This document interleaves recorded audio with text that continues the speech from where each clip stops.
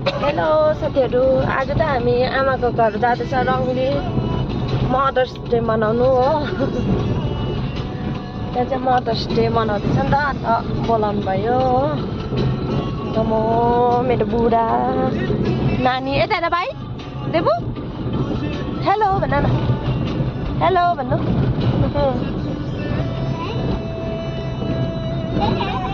ल हामीहरू चाहिँ यहाँनिर 13 नम्बर आइपुग्यो र यहाँ तलनिर चाहिँ गुम्बा बनिँदैछ नि त हो नयाँ। अन्त यहाँ चाहिँ हामी अहिले रङ्गली जाने बाटो आइपुग्यो हो। यहाँबाट चाहिँ होमबस्ती लिङलिङ बस्तीहरू पनि जान्छ हो। र यहाँ चाहिँ मैले दुइटा आमा र बडीको लागि गिफ्ट किनिदिएको थिएँ हो, मदर्स डेको लागि। यहाँ चाहिँ हामी पुगेर खदार लगाइदिने गरेपछि हाम्रा विशिष्ट अतिथि प्रमुख अतिथि सबैजना आफ्नो स्थानमा यथाशीघ्र उपस्थित हुन हार्दिक अनुरोध गर्दछु।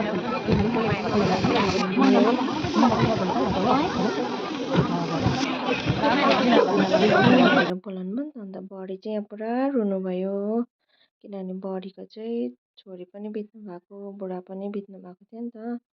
अन्त सबैजना पुरा रुनुभयो, इमोसनल भयो त्यहाँनिर एकछिन सबैजना हो।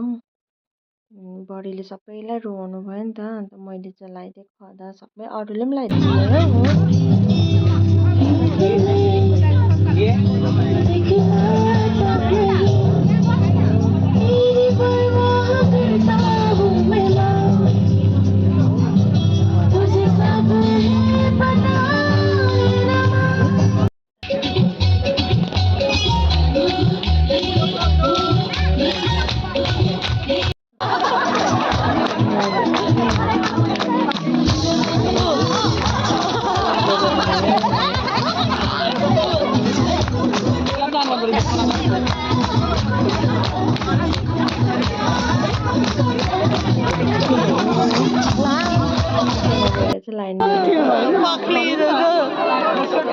यहाँ चाहिँ खानाको लाइन हाम्रो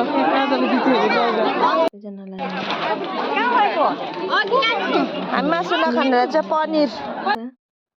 अन्त फेरि घरमा गयो, त्यहाँ चाहिँ घरमा गएर चाहिँ आमाले के ल्याइदिएछ गिफ्ट हेरौँ भनेर भन्यो नि त।